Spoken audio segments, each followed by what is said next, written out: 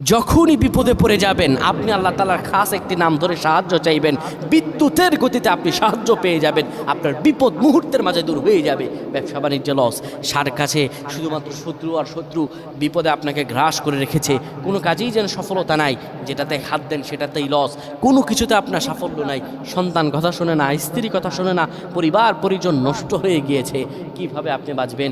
প্রবাসে আটকা পড়ে গেছেন, আসতেও পারেন না, কোনো কাজও পাচ্ছেন না, আপনি আমলটা করেন।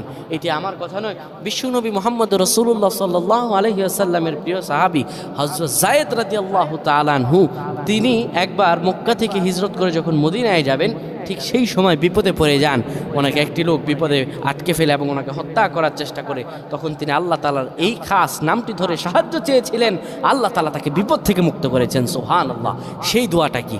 তিনি যখন বিপদে পড়ে যান তিনি বলেন, আগিসনি ইয়া রহমান।